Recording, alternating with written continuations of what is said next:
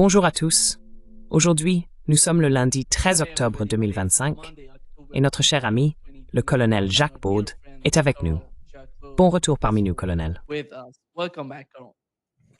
Merci beaucoup de m'avoir invité à nouveau. Merci. Oui. Colonel, permettez-moi de commencer par la situation à Gaza et en Palestine. Nous savons que Donald Trump est en Israël. Il veut parler avec les Israéliens avant de se rendre en Égypte. Et voici l'ambiance en Israël. Regardez l'image. Il montre que Cyrus le Grand est vivant. Il parle de Donald Trump et de son initiative. Je ne sais pas si Cyrus le Grand a quoi que ce soit ou a jamais eu quoi que ce soit à voir avec Donald Trump. Mais en ce qui concerne l'accord de paix dont il parle, il existe deux versions du document préparé aux États-Unis. Celle envoyée à Israël, qui semble avoir été modifiée par les Israéliens, et la version envoyée aux États arabes. L'un des points principaux de ce document, le point 21 je crois, concerne l'État palestinien. Et Marco Rubio a été interrogé à propos de cette ligne. Voici ce qu'il a dit, Karam.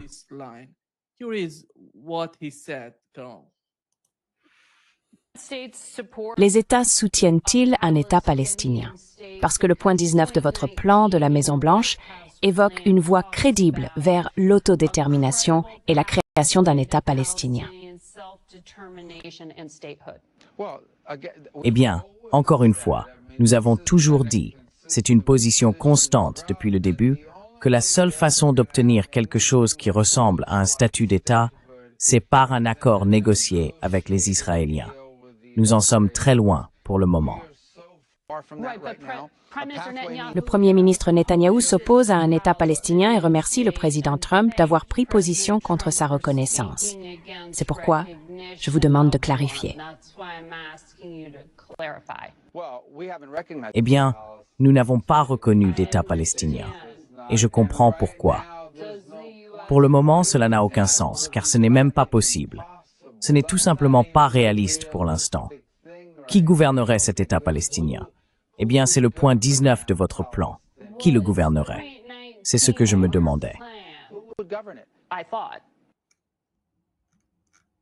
Il ne veut pas reconnaître que le point 19 du document parle de l'État palestinien et de son avenir. Et il ne semble pas, colonel, que nous voyions quoi que ce soit de sérieux de la part de l'administration Trump concernant la question de la Palestine et d'Israël.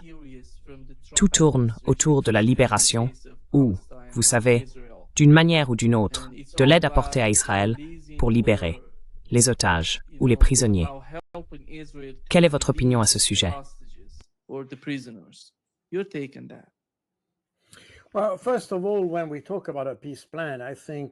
Eh bien, tout d'abord, quand on parle d'un plan de paix, je pense qu'il serait plus juste de l'appeler un plan de cessez-le-feu. Parce que ce que contient le document ne prévoit pas vraiment une paix durable. Oui, bien sûr, il est question d'un État palestinien et de tout cela, mais aucun véritable processus n'est établi pour y parvenir, et aucun mécanisme n'est prévu pour garantir que quoi que ce soit appliqué. En réalité, si l'on regarde la réaction des Israéliens, l'accent principal est mis sur la libération des prisonniers. C'est de cela qu'il s'agit vraiment. Le reste vient en second plan. Et c'est exactement le même problème que les Russes ont avec l'Ukraine d'ailleurs. C'est le même genre de situation. Les Russes veulent un processus établi.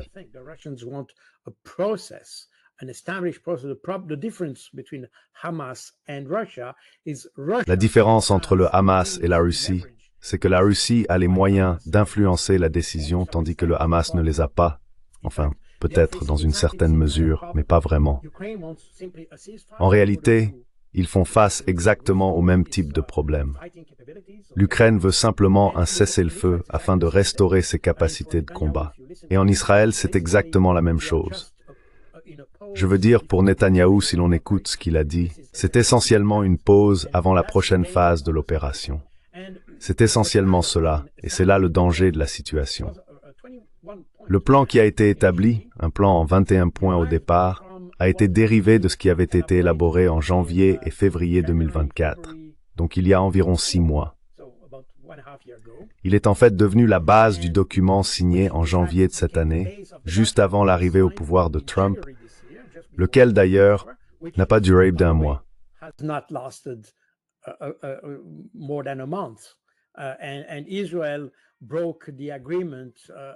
Et Israël a rompu l'accord presque immédiatement. Donc maintenant, c'est une sorte de nouvelle version de cela, mais sans véritable disposition pour les prochaines étapes du processus. Le document en 21 points a été discuté avec les États arabes, puis il a été discuté avec Netanyahou et est devenu un plan en 20 points. C'est le document actuellement en discussion. Je pense, c'est intéressant de le constater, que c'est le 1er octobre que le Hamas a déclaré ne pas être prêt à accepter le plan. En fait, ils ont dit qu'ils le rejetteraient très probablement. Mais finalement, fait intéressant, lorsqu'ils ont publié leur déclaration annonçant qu'ils accepteraient l'accord, il semble qu'il y ait eu des discussions au sein du mouvement, et l'acceptation du projet ou de l'accord de cessez-le-feu par le Hamas est en réalité plus stratégique que tactique.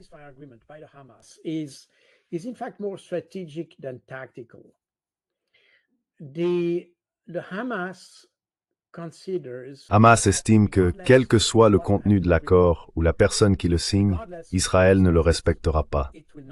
Donc, que vous le signiez ou non, cela ne change rien. Pour cette raison, il vaut mieux le signer, car au moins vous ne serez pas tenu pour responsable si l'accord échoue ou s'effondre. Par conséquent, la décision est davantage stratégique. Mais je pense que Hamas sait parfaitement que même s'il le signe de bonne foi et respecte tout, une fois les otages ou les prisonniers échangés, nous reviendrons au statu quo et les Israéliens trouveront un moyen de revenir à Gaza.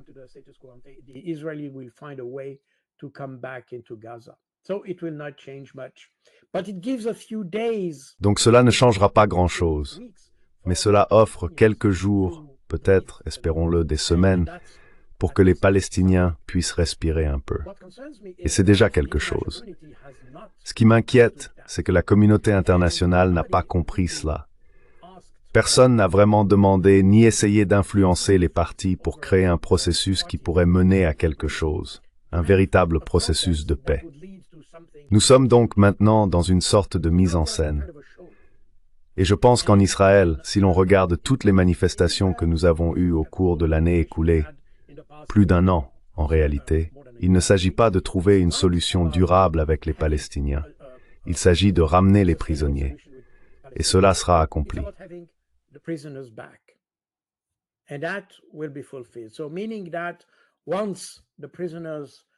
Donc, cela signifie qu'une fois les prisonniers échangés, nous aurons probablement soit de bonnes, soit de mauvaises chances que tout reprenne comme avant. Et pour les Américains, à mon avis, Trump a lancé tout le processus avec l'idée que cela jouerait en sa faveur pour un prix Nobel. C'est ainsi que je le comprends, car comme Trump l'a fait dans les conflits récents, les 7 ou 8 qu'il prétend avoir résolus, aucun d'entre eux ne l'a été à long terme. Il est intervenu, a menacé d'imposer des sanctions, a exercé des pressions sur les partis, ou a promis des investissements, et de cette manière, il a utilisé le pouvoir des États-Unis pour parvenir à un accord.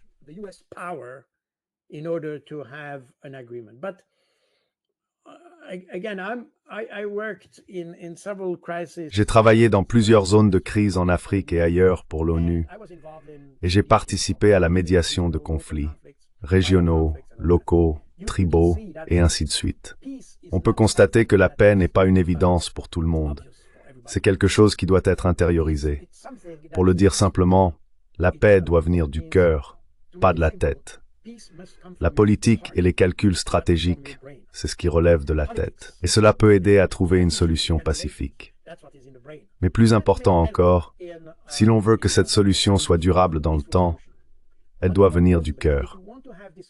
Il faut être convaincu que non seulement de bonnes relations avec ses voisins sont nécessaires, mais aussi que la paix est quelque chose que l'on souhaite vraiment atteindre, pour soi-même et pour les autres.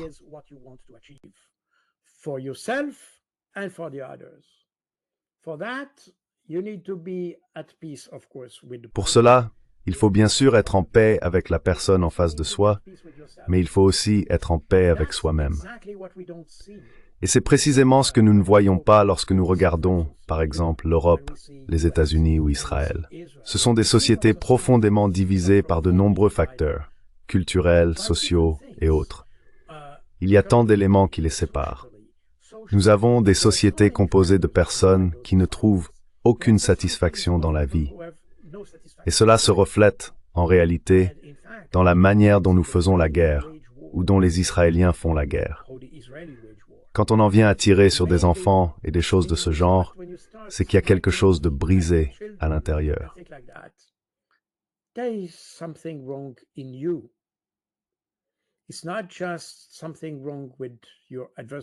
Ce n'est pas seulement quelque chose qui ne va pas chez votre adversaire, c'est quand quelque chose ne va pas chez vous-même. Et c'est probablement là le véritable problème que nous avons. Encore une fois, je peux voir beaucoup de similitudes entre ce que nous voyons en Palestine et ce que nous voyons en Ukraine. La nature du problème est légèrement différente, la nature des victimes l'est aussi, mais au bout du compte, nous retrouvons les mêmes mécanismes en place. Nous trouvons des acteurs similaires des deux côtés, et nous voyons que les motivations de ces acteurs sont très semblables. Ce sont des personnes qui ne sont pas en paix avec elles-mêmes. Et c'est précisément le problème que nous avons. Il n'y a aucune sérénité dans la discussion, et les gens ont même peur de parler à l'ennemi.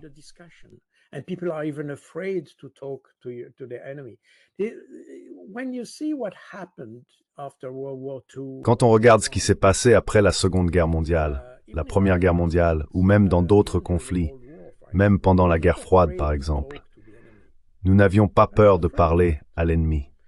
Nous n'en avions pas peur. Même dans les pires situations, nous étions capables de leur parler. Je veux dire, les Américains ont pu parler au Viet Cong ou à leurs représentants à Genève. C'était pareil après la Seconde Guerre mondiale. Nous avons pu parler aux Allemands après la Seconde Guerre mondiale et après la Première. Je viens d'une famille où des membres ont combattu contre les Allemands dans les deux guerres, la Première et la Seconde Guerre mondiale. Dans ma famille, par exemple, et je suppose que c'était pareil dans la plupart des familles, il n'y a jamais eu de ressentiment contre les Allemands.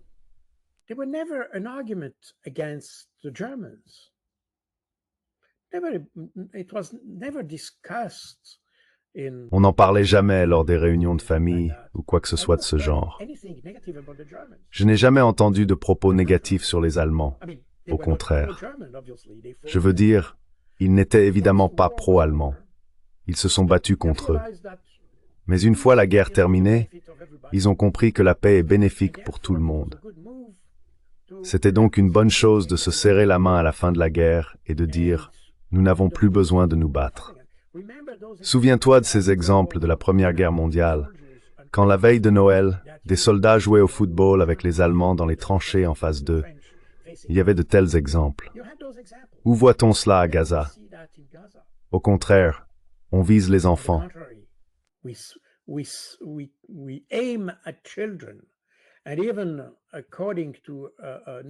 Et même selon une interview que j'ai vue dans les médias israéliens d'ailleurs, un soldat a dit qu'il prenait plaisir à abattre des enfants. Plaisir. Certains en faisaient même un passe-temps de tuer des enfants. C'est pas moi qui le dis, ce sont les médias israéliens. Nous sommes donc dans une autre dimension ici, et c'est ce qui m'inquiète.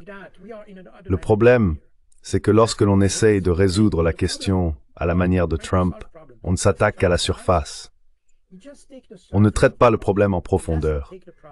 En conséquence, il n'y a rien à espérer réellement pour l'avenir, car à mon avis, dans quelques semaines, peut-être quelques mois, nous nous retrouverons exactement dans la même situation, la même haine revenant encore et encore.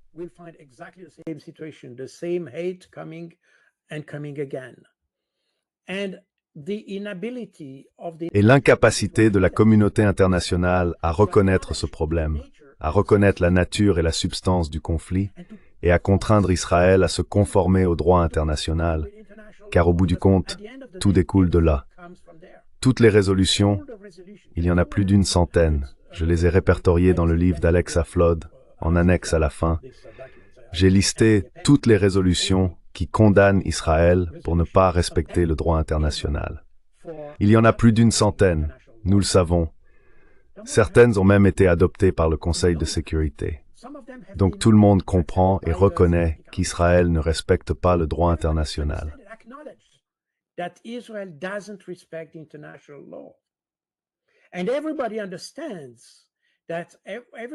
Tout le monde comprend que tout ce que nous avons aujourd'hui, ce que nous avons vu, surtout le 7 octobre, ne sort pas de nulle part.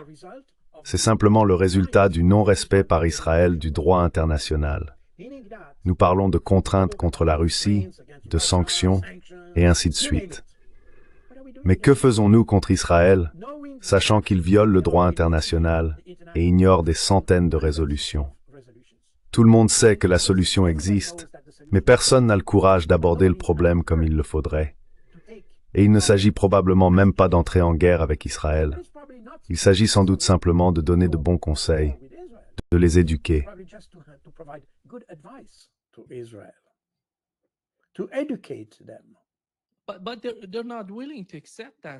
Mais ils ne sont pas prêts à l'accepter, Karl. Et nous n'avons pas une administration capable de le faire. Nous avons eu l'administration Biden, où il a dit qu'il était sioniste. Oh oui, non. Avec l'administration Trump, vous voyez Jared Kushner, Steve Wekopf, ce sont, à mon avis, des sionistes au sein de l'administration. Comment peut-on supposer que ces gens vont enseigner quelque chose, ou qu'ils vont contraindre Israël à faire quelque chose de substantiel?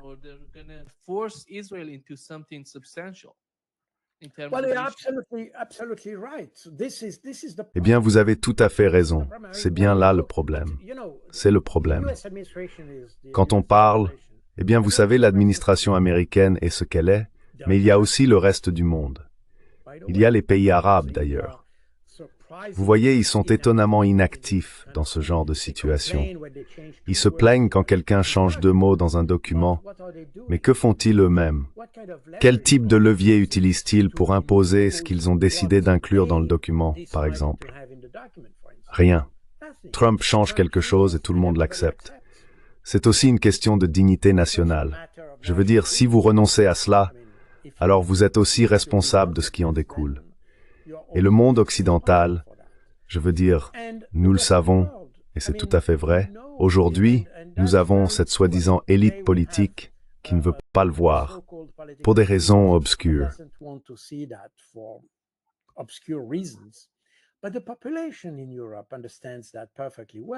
Mais la population en Europe comprend cela parfaitement bien. Et nous l'avons compris depuis des années. Il y a probablement quelque chose que les anglophones ne connaissent pas très bien. Mais il y a eu cette conférence de presse donnée par le général de Gaulle, le président français de l'époque, je crois que c'était en 1961, où il a décrit Israël.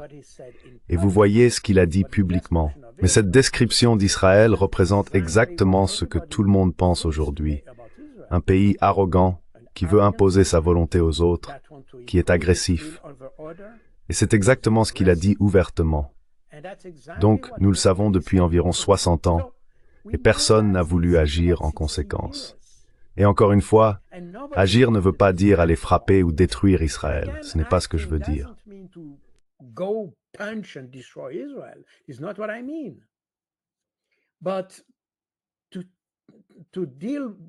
Mais pour traiter le problème de manière diplomatique, en essayant d'aider Israël à suivre la bonne voie par la diplomatie, peut-être par des sanctions, car au bout du compte, l'ONU est en mesure d'imposer des sanctions à ceux qui n'ont pas respecté le droit international. Alors, pourquoi ne faisons-nous pas cela pour Israël? Et cela pourrait être fait par plusieurs pays, même unilatéralement, parce qu'au bout du compte, par exemple, les sanctions adoptées contre la Russie, à titre d'exemple, n'ont pas été prises par le Conseil de sécurité de l'ONU. Elles l'ont été dans le cadre de l'Union européenne, ou, si l'on prend la Suisse, par exemple, les sanctions ont été adoptées de manière indépendante. Ces sanctions sont similaires à celles prises par l'Union européenne, mais la Suisse n'appartient pas à l'Union européenne.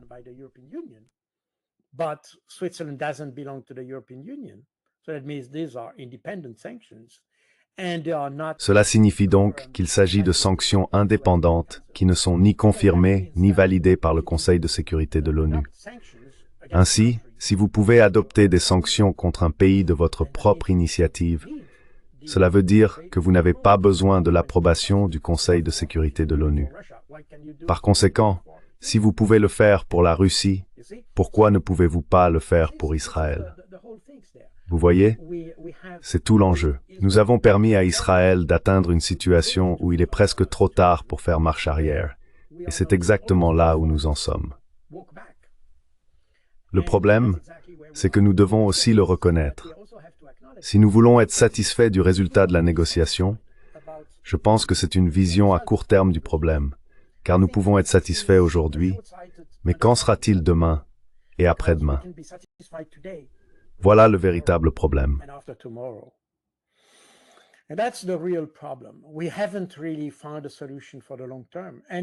Nous n'avons pas vraiment trouvé de solution à long terme. Et personne n'est prêt à s'engager dans ce conflit sur la durée en fournissant, par exemple, des forces de maintien de la paix. Et cela, pour de bonnes raisons. Je veux dire hier, je crois que c'était hier, au Liban, un casque bleu a été blessé par une attaque israélienne dans le sud du Liban. Donc même si vous avez une force de maintien de la paix, Israël s'en moque complètement. Il tirera sur n'importe qui. C'est un pays impitoyable, dirigé par des gens impitoyables et soutenu par une population impitoyable. Parce que je vous le rappelle, même la population israélienne a empêché l'aide humanitaire d'entrer à Gaza. Nous sommes donc dans une situation où tout le monde comprend que c'est désespéré pour les Palestiniens, mais personne ne veut agir, parce que tout le monde a peur.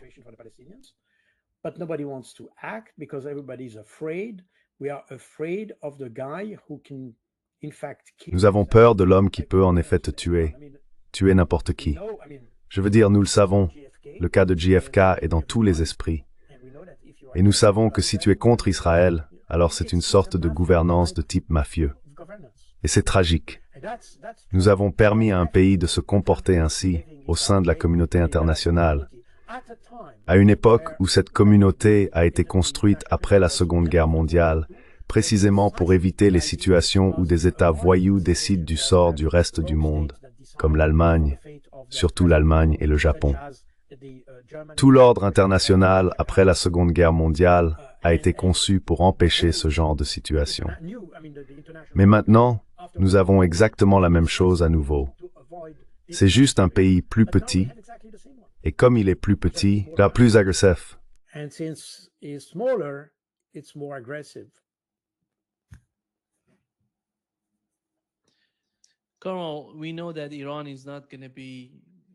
Colonel, nous savons que l'Iran ne participera pas au sommet pour la paix dont on parle en Égypte. Quelle est l'importance de ce sommet en Égypte? Quel serait le résultat si l'Iran n'y participe pas? Plus important encore, le Hamas devrait faire partie de l'ensemble du processus. On ne voit pas le Hamas participer à la préparation du document. Car si l'on veut une paix durable, quelque chose de concret, quelque chose qui puisse réellement fonctionner pour la situation en Palestine, entre Israël et la Palestine, il faut inclure toutes les parties, tous les acteurs impliqués dans le conflit. On ne voit pas cela se produire. Il ne se soucie pas de ce que dit le Hamas. Le Hamas demande que de nouveaux articles ou points soient ajoutés au document, mais jusqu'à présent, rien ne semble aller dans cette direction. Alors, qu'est-ce que c'est? Juste une mise en scène? C'est le genre de manœuvre dont Donald Trump est un maître.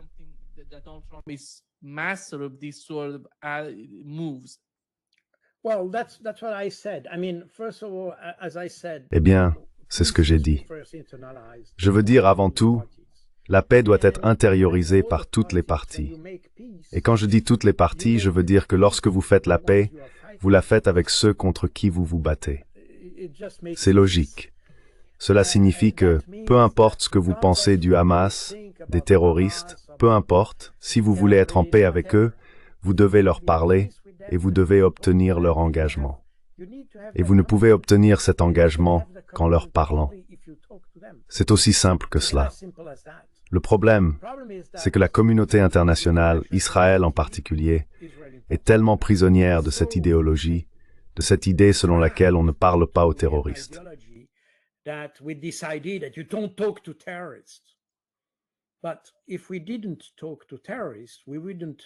Mais si nous ne parlions pas aux terroristes, nous ne parlerions pas à Israël. Israël est un État issu du terrorisme. Les premiers responsables et ministres d'Israël étaient des terroristes. Ils étaient considérés comme tels par les Britanniques à l'époque. Et même après cela, ils ont tué l'envoyé spécial pour Israël, le diplomate Bernadotte, en septembre 1948, alors qu'il était en mission pour trouver une solution entre les communautés. Il a été assassiné par des Israéliens qui venaient tout juste d'arriver au pouvoir. Nous avons donc ici un État issu du terrorisme et qui se comporte comme des terroristes. Si nous étions aussi stricts avec cette idéologie, nous ne leur parlerions pas. Nous ne parlerions pas non plus aux dirigeants actuels de la Syrie, mais nous le faisons.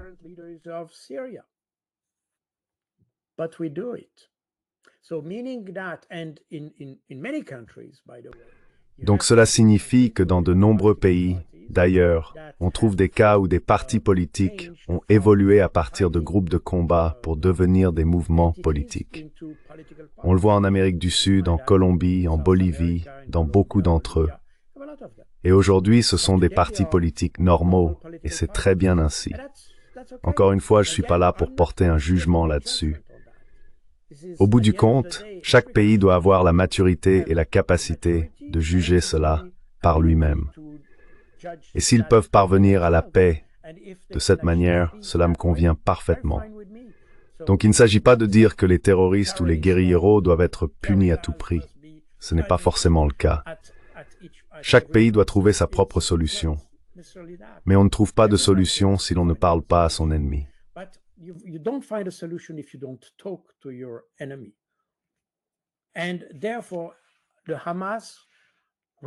Et donc, le Hamas, peu importe ce que vous pensez d'eux, peu importe l'adjectif que vous leur attribuez, fait partie du conflit, et il faut leur parler. Sans leur parler, vous n'aurez rien d'autre qu'un morceau de papier signé. Et c'est exactement ce que nous avons à Sharm el-Sheikh. Au bout du compte, ce n'est qu'une mise en scène car les principales parties ne sont pas représentées. Ce sera simplement une cérémonie en réalité pour montrer à Donald Trump. Enfin, c'est ainsi que je le vois. Et je ne suis pas sûr qu'il en sortira quoi que ce soit de concret, car les acteurs ne sont pas là, ceux qui sont directement impliqués, ceux qui devraient s'engager pour la paix. Vous voyez?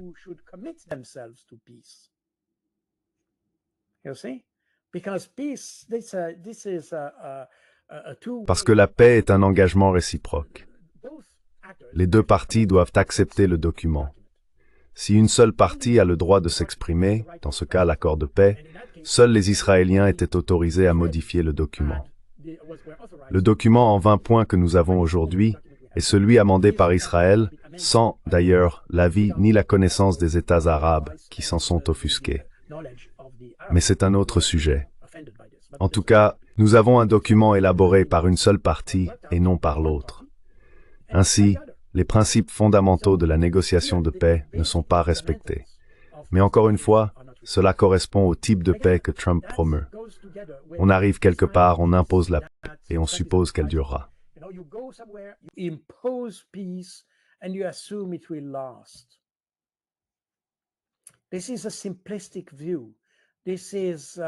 C'est une vision simpliste, presque caricaturale. Et je peux l'expliquer. Trump est comme ça. Ce que je ne comprends pas, c'est que les personnes qui l'entourent, qui le conseillent, perçoivent le problème de la même manière. Cela, je peux le concevoir. On peut avoir une personne qui est, disons, un peu plus simple que les autres.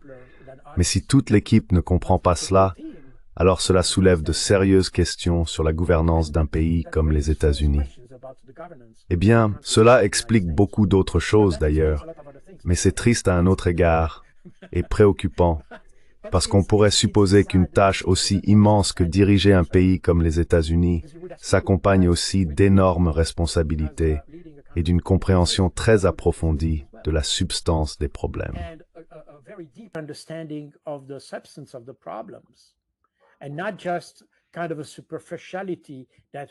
Et pas seulement le genre de superficialité que nous avons. Ce que nous avons vu à Sharm el-Sheikh est quelque chose qu'ils auraient probablement pu faire à Las Vegas. Cela aurait été exactement la même chose. Je veux dire, ce n'est pas comme ça que je l'aurais fait, disons-le ainsi. Mais je suis convaincu que si je l'avais fait, et je le dis modestement, car les problèmes sont immenses, je l'aurais fait d'une manière qui aurait permis une certaine durabilité de l'accord. Autrement dit, ce que nous faisons aurait duré plusieurs années, à condition que tout le monde respecte les règles, ce qu'Israël n'a d'ailleurs pas encore démontré. Parce que, comme je viens de le dire, nous nous souvenons qu'Israël a signé un accord avec le Hezbollah l'année dernière, en novembre, si je ne me trompe pas.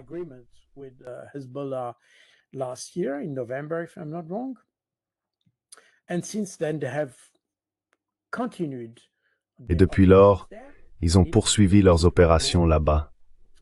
Ils ne se sont pas retirés du sud Liban, et hier, ils ont frappé 6 endroits pour détruire environ 300 véhicules civils, enfin des véhicules lourds pour les travaux de construction et ce genre de choses. Alors, quelle est la valeur de signer quelque chose avec Israël?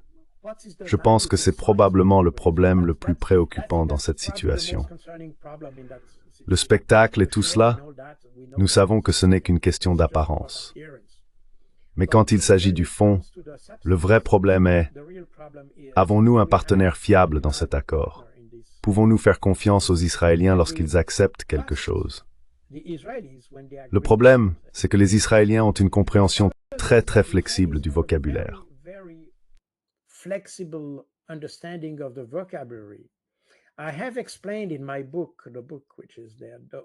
J'ai expliqué dans mon livre, c'est écrit noir sur blanc, combien de personnes ont été tuées pendant les cessez-le-feu par les Israéliens. Parce que les Israéliens, par exemple, et c'est très vrai pour Gaza, non seulement depuis le 7 octobre, mais aussi avant, lorsqu'ils ont un accord avec Gaza, avec les factions sur place, il y a un cessez-le-feu.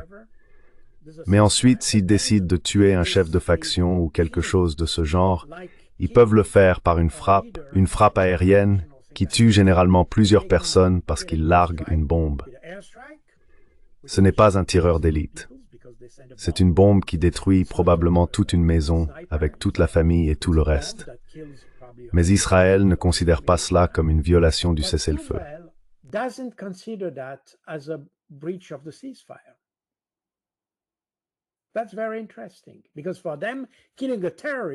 C'est très intéressant, car pour eux, tuer un terroriste est quelque chose de différent du cessez-le-feu qui avait été convenu.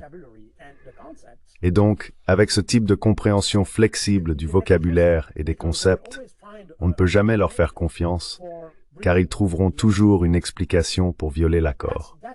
Et c'est là l'essence du problème. Ils peuvent enfreindre l'accord et dire « Eh bien, c'était un terroriste, donc cela dépasse le cadre de l'accord. Cela n'a rien à voir avec lui. » Et c'est en fait un problème fondamental que nous avons depuis le tout début. Je veux dire, même avant la création d'Israël, en remontant à 1947, ils interprètent les choses de cette manière.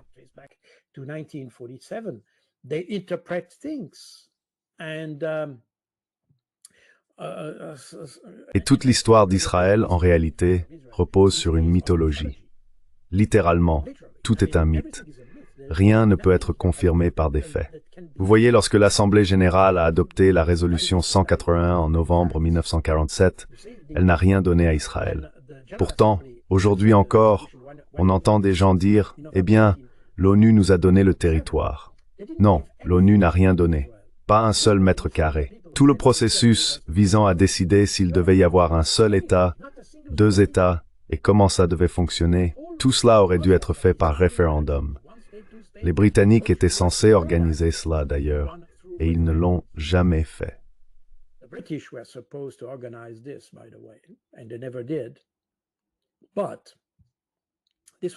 Mais la situation aurait dû être gérée par un processus démocratique, comme indiqué dans la résolution, fondé sur le droit à l'autodétermination des peuples.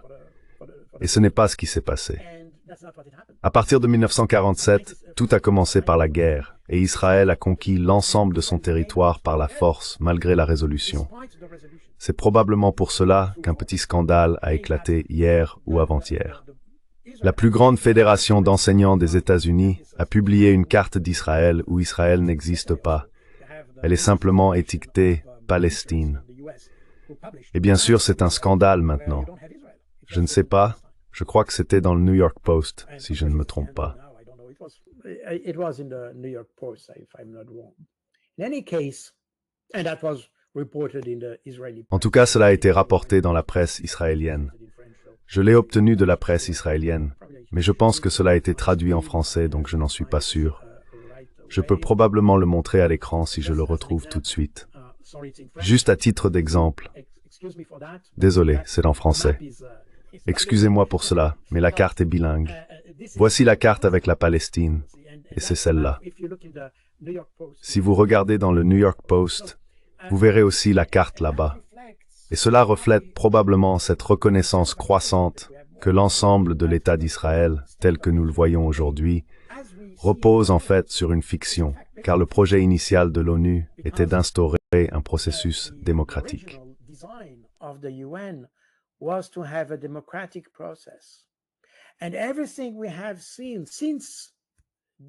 Et tout ce que nous avons vu depuis 1947 découle de cette conception originelle, ou plutôt de ce péché originel d'Israël, celui de ne pas respecter l'ONU. Et ce que nous avons aujourd'hui, lorsque nous parlons des territoires palestiniens occupés et de choses de ce genre, n'est que la partie émergée de l'iceberg dans une longue série d'événements où Israël n'a jamais accepté les décisions de l'ONU. Alors, que peut-on attendre aujourd'hui d'un accord qui, en réalité, eh bien, c'était intéressant dans Newsweek, et vous pouvez probablement le montrer car je l'ai ici. Vous voyez, c'est exactement ce que je dis. Israël continue de bombarder le Liban malgré les trêves. Gaza sera-t-elle différente? Que peut-on attendre de la situation à Gaza si d'autres accords n'ont pas été respectés?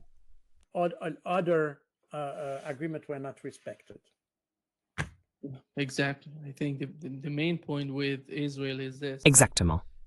Je pense que le point principal concernant Israël est le suivant. Carole, en ce qui concerne la situation en Ukraine, à ton avis, qui détient la domination de l'escalade là-bas? Il semble que, dans l'esprit des Européens, et je dirais même dans celui de Donald Trump lui-même, la domination de l'escalade appartienne aux États-Unis. D'après la façon dont il parle, il dit être très déçu par Vladimir Poutine et son attitude. Mais en réalité, cela ne semble pas être le cas pour l'Occident en Ukraine.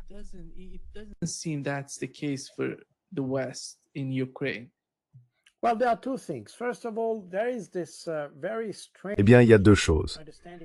Tout d'abord, il existe en Occident cette croyance très étrange selon laquelle la Russie serait intrinsèquement faible.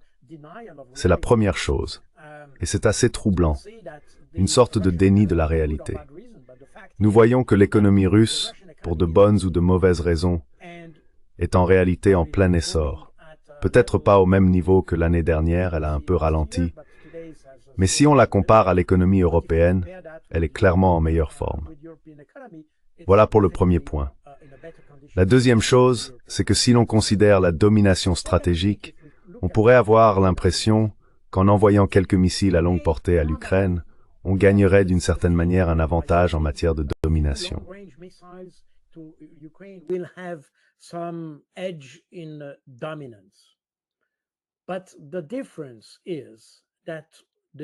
Mais la différence, c'est que les Européens et l'Occident en général ne sont pas capables de maintenir cette domination. Ils peuvent envoyer quelques missiles, mais ensuite, que se passe-t-il? Peu importe ce qu'il advient de ces missiles, qu'ils atteignent leur cible ou qu'ils soient interceptés par la Russie, je n'en sais rien. Et en réalité, personne ne le sait vraiment. Mais le problème, c'est qu'une fois que les Ukrainiens ont tiré ces missiles, que leur reste-t-il? Et c'est là que pour répondre à ta question, il faut aller plus loin et dire que la domination dans l'escalade, comme l'a d'ailleurs dit Obama, appartient à la Russie. Ils disposent d'une capacité de domination dans l'escalade parce que quel que soit le matériel que l'on envoie aux Ukrainiens, les Russes sont capables de faire mieux et plus longtemps.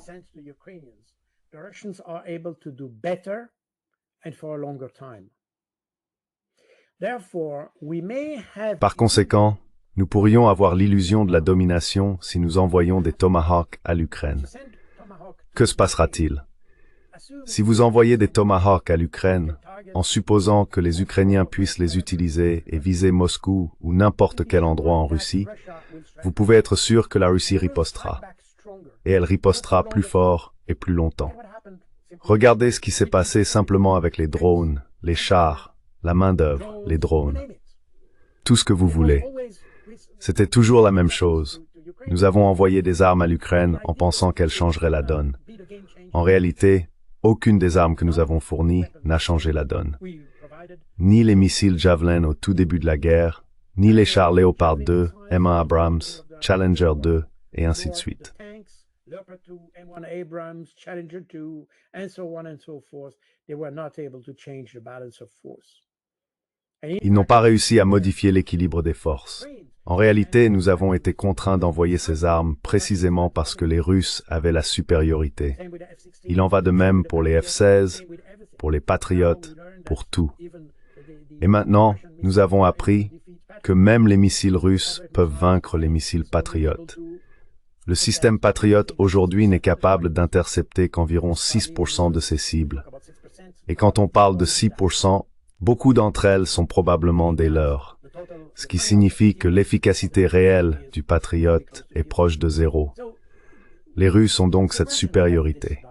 Et la conséquence de cela, ou ce qu'il faut en tirer, c'est que plus nous fournissons d'armes à l'Ukraine, plus nous exposons l'Ukraine aux contre-attaques russes. Russian counterstrikes. Colonel, d'ailleurs, dans le cas des systèmes de défense Patriot, nous avons eu la même situation en Israël, car le dôme de fer est basé sur le système Patriot, et ils ont échoué face à l'Iran. Nous voyons le même schéma. Israël était totalement prêt à se défendre. Mais en Ukraine, d'une manière ou d'une autre, c'est un énorme désordre en ce qui concerne l'utilisation des systèmes de défense Patriot, des missiles Patriot. Et, selon vous, l'Occident, désolé de vous interrompre, l'Occident tire-t-il des leçons de ce qui s'est passé en Israël et en Ukraine?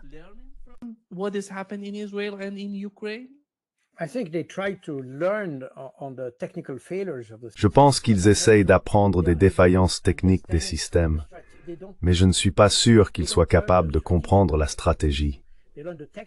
Ils n'en tirent pas les conséquences stratégiques.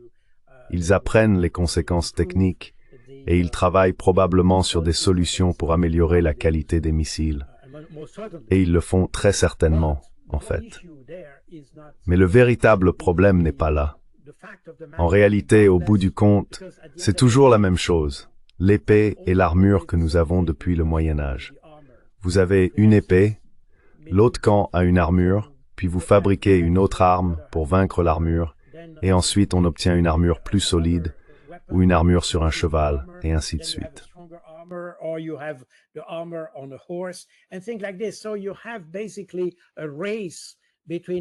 Donc en gros, c'est une course entre des systèmes d'armes qui cherchent à se neutraliser mutuellement. Et aucun système n'est imbattable à la fin. Ça peut prendre du temps, mais c'est toujours une course entre systèmes.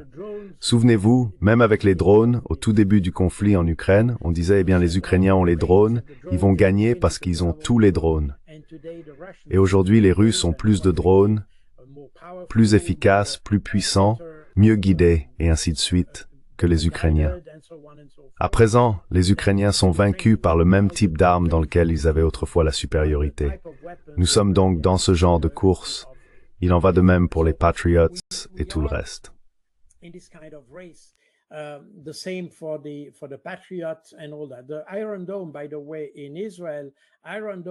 Le dôme de fer, d'ailleurs, en Israël, le dôme de fer est un système.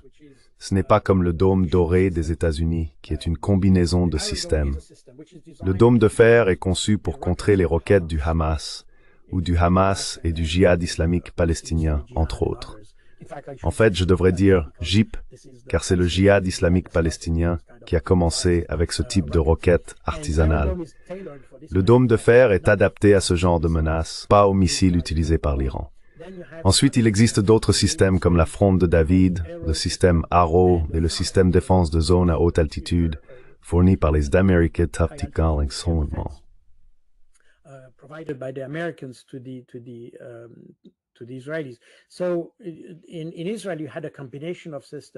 Donc en Israël, il y avait une combinaison de systèmes. Ce qui est intéressant, c'est que, comme vous l'avez justement dit, l'ensemble de ces systèmes n'a pas réussi à repousser les attaques iraniennes. Là encore, les Iraniens avaient étudié cela et utilisé des tactiques pour saturer la défense. Il y a des aspects techniques à cela, mais aussi une forme de réflexion stratégique derrière. Ce n'est donc pas simplement lancer un missile en espérant qu'il ne sera pas intercepté. En réalité, il y a un calcul délibéré de ce qui sera intercepté et de ce qui ne le sera pas. Et c'est ce qui a conduit au succès des Iraniens. Mais c'est un autre sujet.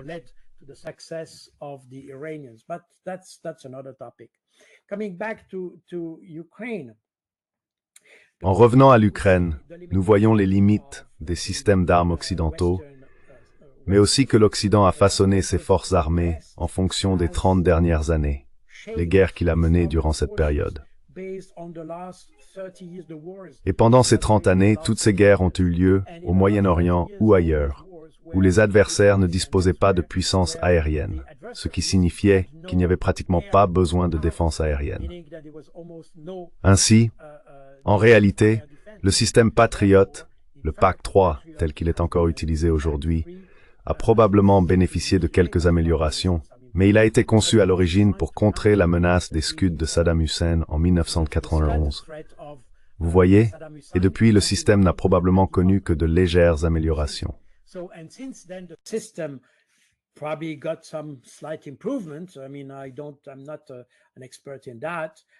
Je veux dire, je ne suis pas un expert en la matière.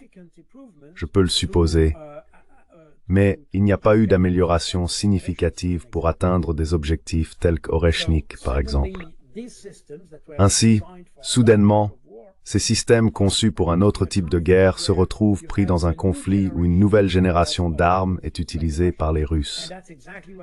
Et c'est exactement ce que l'on observe dans la guerre blindée, la guerre d'infanterie, la guerre par drone et la guerre aérienne.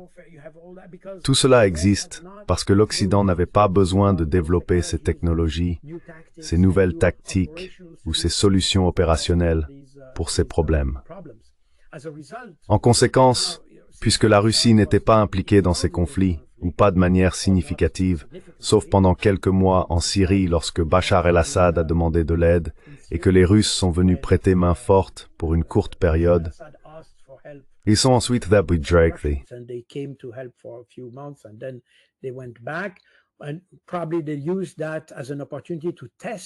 Et ils ont probablement utilisé cela comme une occasion de tester des armes, d'ailleurs. C'était donc davantage un champ d'essai qu'autre chose. En tout cas, cela n'a pas influencé le concept de base derrière la conception des forces blindées. Les forces blindées russes ont toujours disposé d'un système conçu pour défendre le pays. Il n'est pas destiné à projeter la force ou la puissance ailleurs dans le monde. Il sert à défendre la Russie. Si l'on regarde les Français, par exemple, lorsqu'ils ont fourni ces véhicules de reconnaissance AMX-10 RC avec un canon de 105 mm, ils ont été vaincus dans les premières semaines après leur déploiement au début de 2023, car ces systèmes étaient conçus pour la projection de puissance vers l'Afrique du Nord. Ils ne sont pas faits pour combattre dans la boue de l'Ukraine.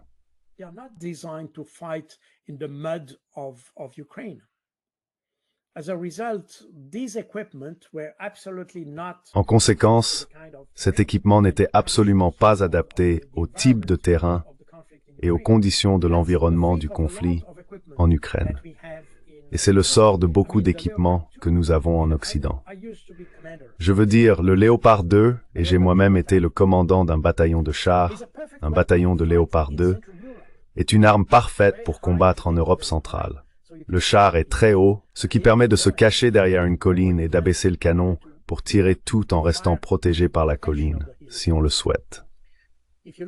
Si vous regardez un T-72, un T-90 ou un T-80 qui ont été conçus pour combattre dans des zones très plates, ces chars ont un profil bas, ce qui signifie que même sans colline, vous êtes protégé par la forme de votre char. En Ukraine, dans les régions où il n'y a pas de colline, ou très peu, le Léopard sur birds happening par the score. He's not, he cannot be protected by the terrain.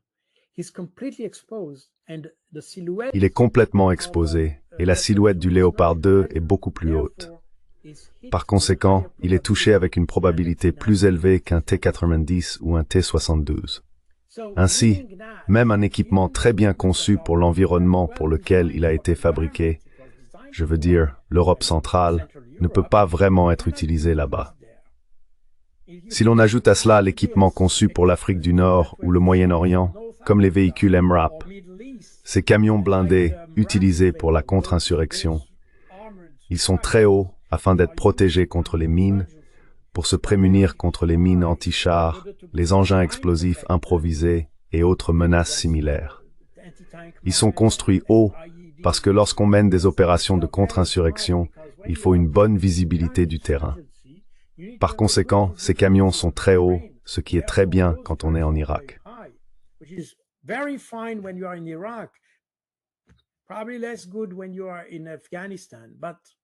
Probablement moins efficace quand on est en Afghanistan. Mais quoi qu'il en soit, ils sont très adaptés à ce type de guerre.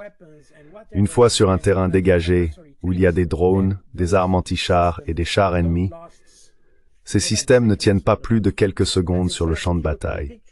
Si vous regardez les images d'Ukraine, vous voyez tous ces MRAP détruits, des centaines, parce qu'on ne peut pas les manquer. Ils sont tellement hauts par rapport au sol que leur silhouette est impossible à dissimuler. Et c'est exactement le problème que nous avons dans les armées occidentales.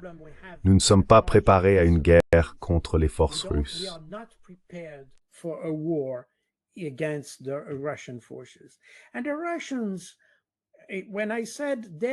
Quand j'ai dit que l'équipement des Russes est conçu pour défendre leur pays, je voulais dire qu'il n'est pas fait pour combattre en Europe centrale.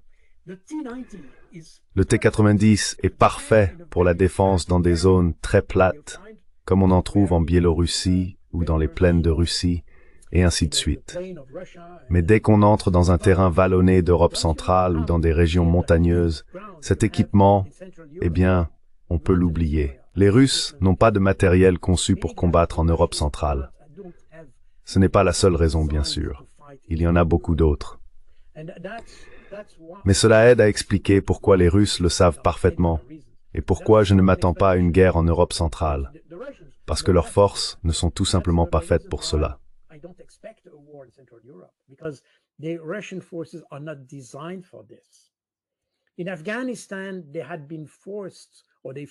En Afghanistan, ils avaient été contraints ou s'étaient sentis contraints d'y aller, et en moins d'un an, ils ont dû complètement modifier la structure des forces qu'ils utilisaient. La 40e armée envoyée en Afghanistan en décembre 1969 était configurée comme une armée très conventionnelle, avec des chars et des véhicules blindés de transport de troupes. Je veux dire, c'était vraiment une armée conçue pour combattre en Europe centrale. Elle était censée être une armée de réserve, ou plutôt une armée du second échelon, comme disaient les Russes. Et elle n'était certainement pas conçue pour combattre en Afghanistan. Mais c'est celle qui était stationnée dans le district militaire du Turkestan, et c'est pour cette raison qu'elle a été envoyée là-bas.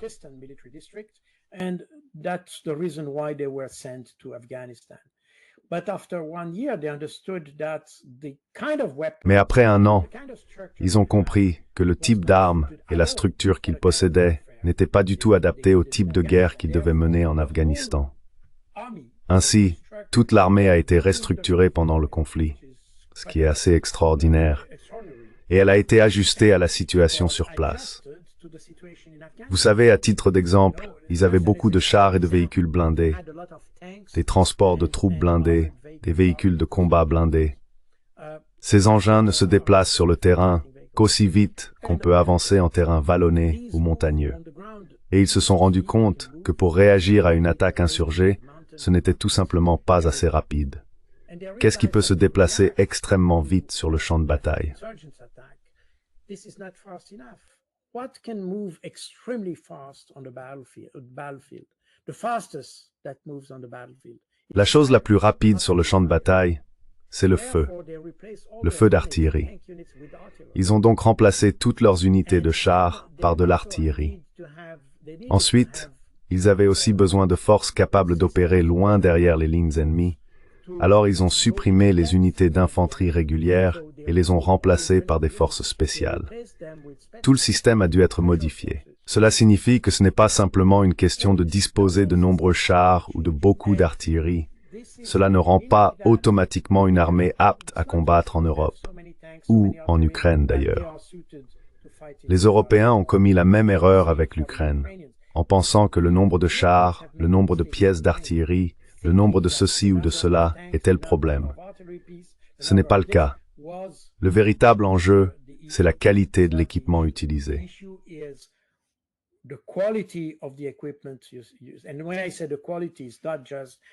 Et quand je parle de qualité, il ne s'agit pas seulement de savoir si l'équipement est bon ou mauvais, mais de savoir si le système est adapté ou non au conflit. Et il ne s'agit pas seulement de l'équipement d'ailleurs. La structure de commandement doit elle aussi être adaptée. C'est précisément là que les Ukrainiens échouent, et ils continueront d'échouer parce que les Européens et l'Occident en général n'ont pas compris comment la guerre se mène en Ukraine. En réalité, nous pensons aider l'Ukraine, mais nous la poussons en fait de plus en plus près de la défaite. Encore une fois, le problème ne réside pas dans les chiffres. Le problème, c'est la manière dont l'équipement est utilisé et la façon dont on peut l'employer. C'est là la clé de la guerre en Ukraine.